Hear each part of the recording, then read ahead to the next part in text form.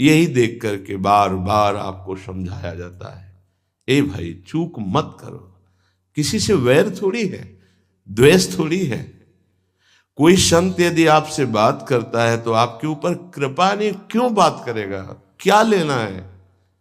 आपको लगता है हमारे द्वारा कुछ चलता है, हम कुछ है? नहीं नहीं, भ्रम मत करिए, कोई भ्रम मत करिए। आपके लिए वो आपसे बात करते हैं, आपके कल्याण के लिए आपसे बात करते हैं, आपके कल्याण के लिए वो आपको डांटते हैं, आपके कल्याण के लिए आपको दुलार करते हैं। दोनों बातें समझ लीजिए। जो लाडली लाल में चित्त लगाए हुए हैं उनको कहीं किसी सुख की आकांक्षा नहीं। सच्चाई से समझ लीजिए, अगर वो सुख का कहीं खेल खेलते तुम्हें नजर आ रहे हैं, वो तुम्हारे लिए, तुम्हें दुलार कर रहे हैं, निकल चलो। तुम्हें डांट रहे हैं, निकल चलो। तुम्हें प्यार कर रहे हैं, निकल चलो। तुम्हारे मन को अपने प्यार में फांस करके श्री जी के चरणों में समर्पित कर देना, यही काम है। ये सब संतों का यही कार्य, तुम्हारे संसार के प्यार में फैले हुए मन को समेटकर अपनी वाणी, अपने प्यार के बल से उसे प्रियालाल के चरणों में समर्पित कर देना। पर आपके अंदर ये चाह हो जाएगी, तभी आप उस प्यार को समेटने में सहयोग दे पाएंगे।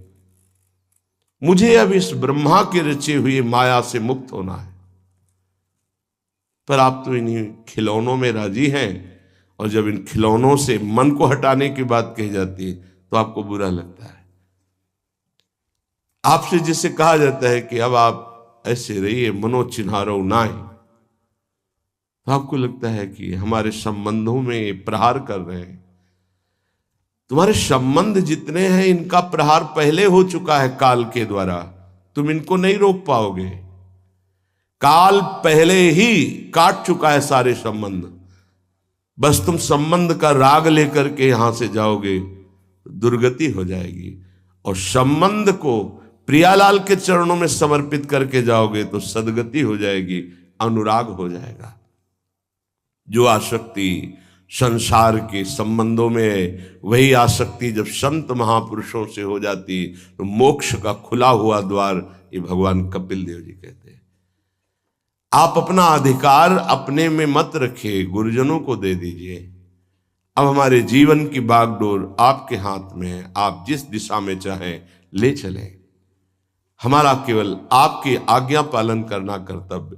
तो कह रहे कदापि चिन्मयादुपरि चेत स्पृहा रोहणे। यदि तुम्हें इस चेतन अचेतन जगत से मुक्त होने की इच्छा जागृत हो गई है तो पहला, स्नेह का संबंध किसी से मत रखिए।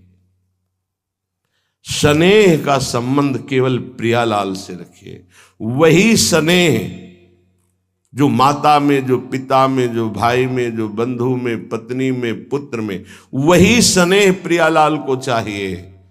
आप और सब कुछ दो, भगवत प्राप्ति नहीं होगी।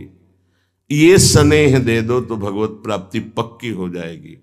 सबसे स्नेह करो श्यामा श्याम के संबंध से। हमारा स्नेह का संबंध श्यामा श्याम से, श्यामा श्याम के संबंध से स्नेह कोई फर्क नहीं पड़ेगा। पर आपको अभी ये कला नहीं आती है। आप जब तक एक बार समस्त संबंधों के स्नेह को बटोर कर प्रियालाल के चरणों में समर्पित नहीं कर देते, तब तक आपको लगेगा, वाणी से बोलोगे कि सब भगवत भाव से, लेकिन पूरा राग यही है, ये हमारे अमुक है, हमारे अमुक है। इसलिए इस रहस्य को समझो, पहले हटो, फिर जब वो राग अनुराग में बदल जाता है तो फिर पूरे विश्व से प्यार करो, कोई फर्क नहीं पड़ेगा। सब जीवन सो प्रीति रीति निवाहत आपनी, क्योंकि वो रीति जानता है। हमारी रीति श्यामा श्याम के संबंध से ही सबको मानना। एकांत की रति विधान करो, शब्दों को समझिए। एकांत की रति विधान करो, अर्थात हमारे हृदय देश में केवल इष्ट और गुरुदेव के सिवा किसी से प्रीति नहीं। पर बहुत इस बात से हम कमजोर हैं। कहीं न कहीं हम अपनी प्रीति, हमारा दोस्त है, हमारा मित्र है, हमारा रिश्ता है, हमारा संबंध है, तो श्री जी करुणा करके आपको लाई अपने संबंध पुष्ट करने के लिए, फिर भी आप अज्ञानवश उन्हीं संबंधों को पुष्ट करते हैं जिससे आपकी दुर्गति हो जाए। जो आपके, अरे एक हिरण के बच्चा के संबंध ने एक जन्म नष्ट कर दिया, फिर और किसकी बात करें। इसलिए एकांत की रति विधान करो। एकांत की आपकी रति हो चुकी है, इसका परिचय आपके सामने भारी विपत्ति आई, मन केवल श्री जी में, भारी संपत्ति सुख संपदा केवल श्री जी में मन, यह है एकांत की रति। अब उसको कोई विचलित नहीं कर सकता। जहां विषयी जन रहते हैं, विषयी जन संभाषण करते हैं, उस स्थान में, उस भीड़ में, उन लोगों के बीच में अरुचि हो जाना। रतिम मदन मोहने विदधताम तदेकांतिकीम। एकांत की भक्ति, विरति, जन समुदाय, प्रपंच भाषण करने वाले, इनसे संबंध नहीं। ना संतु जनतापने प्रतिवसंतु वृंदावने। जनता अर्थात केवल विषय प्रपंच की वार्ता करने वाले, तापने, हृदय में ताप पैदा हो उनके संग नहीं, मुझे संग नहीं। कोई भी हो, प्रिया प्रीतम से तुम्हें मतलब नहीं, उनकी चर्चा से मतलब नहीं, उनके संबंध से मतलब नहीं, तो हमारा आपसे क्या संबंध। देखो, जगत के संबंध प्रियता दिखा करके भोग सामग्री दे सकते हैं, धन दे सकते हैं, व्यवस्था दे सकते हैं, पर प्रियालाल की प्रीति नहीं। पूज्य श्री रघुनाथ दास गोस्वामी जी जब अपने गृह का त्याग करके महाप्रभु चैतन्य देव की शरण में गए, तो 2-3 दिन जो महाप्रभु को भिक्षा आती थी उसी से महाप्रभु दे देते। उनको लगा कि नहीं, जीवन जब महाप्रभु को समर्पित है तो हमको जीने का ढंग सीखना चाहिए, कैसे हम विरक्त होकर के जिए।